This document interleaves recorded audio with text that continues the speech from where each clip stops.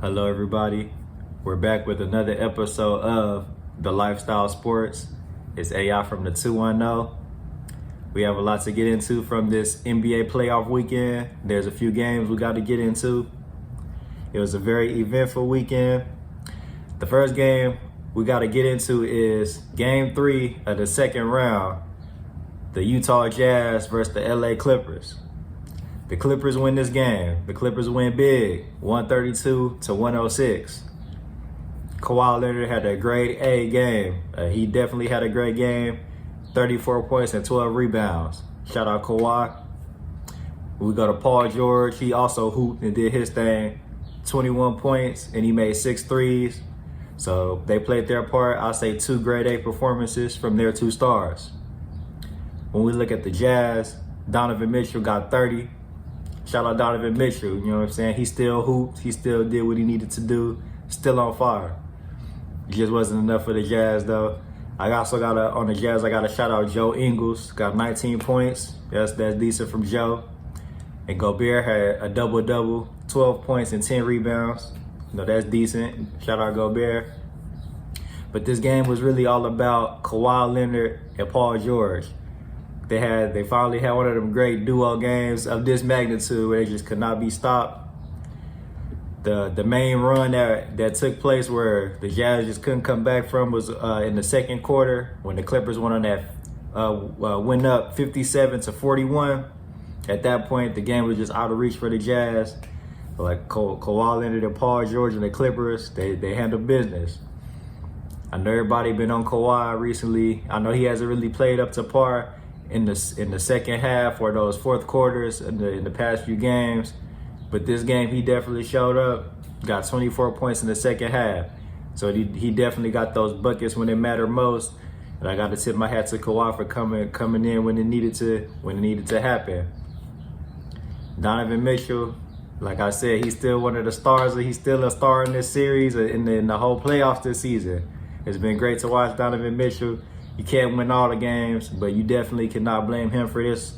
He got that 30-piece, you know what I'm saying? But Mike Conley is hurt.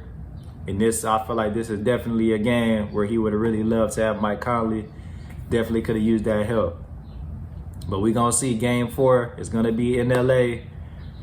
So we're going to see if the Clippers can tie the series. The Jazz definitely was looking like a top 3 team in this playoffs, in my opinion. So the Clippers went ahead, got this win. The Clippers were in this position last series, so they're in LA. They have a chance to tie it. So Kawhi Leonard is a former champion, a former Finals MVP. You know what I'm saying? So 2 times at that. So with that being said, I know he knows what's at stake. So we're gonna see if Donovan Mitchell gonna come out shooting hot. They're gonna steal a home game from the Clippers. Or if the Clippers gonna go ahead and tie this up at home and take advantage while they're in LA. We're gonna see. The next game we're gonna get into is Game 4 of the second round. The Bucks versus the Nets. The Bucks went ahead and knocked off the Nets in this game, 107-96. Giannis had a great game, 34 points and 12 rebounds. Can't really say nothing bad about that game. Giannis, you know what I'm saying, he did his thing. Knew he had to tie the series at home, so he did his part. Chris Middleton, 19 points and 8 assists. Shout out Middleton.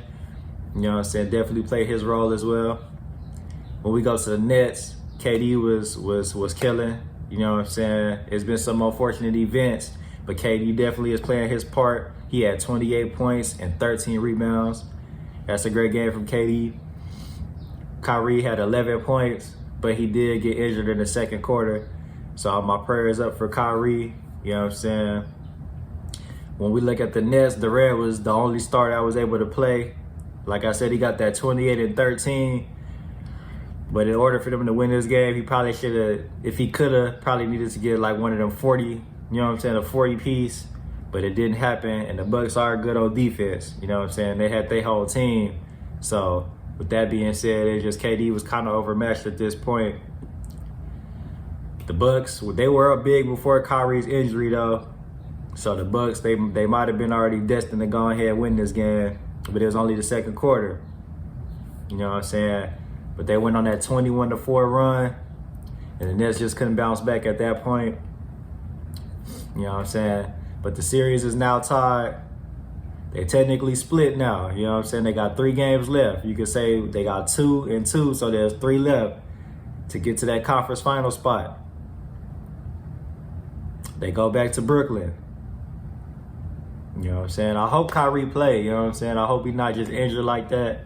But I'll put it like this. If Kyrie cannot come back from injury, I still got the series going 7 games, but I'll have the Bucks advance into the conference finals if Kyrie doesn't play. But if Kyrie can play and his injury isn't too big on his impact on the court, then I got the Nets winning in 7. So my X factor here is Kyrie. So hopefully he can come back and play. I feel like the series depends on him. You know what I'm saying? Still shout out to James Harden. You know what I'm saying? But Kyrie, you are really important right now. I feel like you are the make or break if the Nets are going to be able to go to the conference finals. So we're going to see. The next game we're going to get into is game 4 of the second round. Denver versus the Suns. The Suns sweep the Nuggets 125-118. Chris Paul had one of those games like he was young again, out there killing. 37 points and 7 assists. Chris Paul has been phenomenal this whole playoffs. Like, even with the little injury to his shoulder, Chris Paul he's been fighting. He know what he want. He smelled blood. I know he feel like it's right there. So I shout out to Chris Paul. Devin Booker, for his first playoff appearance, he's been impressing me so much. I gotta give my respect to D Book. That's a killer. He out there, you know what I'm saying? He had 34 points and 11 rebounds. Keep shouting on them, D Book. I see you. But when we go to Denver, you know what I'm saying? Jokic had 22 points and 11 rebounds, but he did get ejected early from the game. So I know that played a role in his Denver loss, but it was sad to see it happen. You know what I'm saying? But Jokic, his time, he did get 22 and 11. We see Will Barton had 25 points. I see you, Will. Will Barton, 25. And Michael Porter Jr. had 20 points. So, you know, Denver had some people who tried to step up, had some players, but it was really Chris Paul and Devin Booker. They just couldn't be stopped. You know what I'm saying? There was no containing them. They knew what they knew. It was right there. Game 4, the sweep was in their hands. They smelled blood and they took it. Jokic got ejected in the third quarter. I really wish the NBA would take a look at this, or hopefully next season, like during the off season, they look at them technical fouls and them ejections that they be doing. I feel like it's slowing down the game and it's taking away the emotion of the game. You gotta let the players hoop. Sometimes the emotion, you know what I'm saying, they just make the game better when you play with, you know what I'm saying, how you really feel. So they need to work on that. I understand, you know, you can't be coming at the refs but at the same time, you got to let the players play. That's part of the excitement of the game. You know what I'm saying? You leave it all on the court.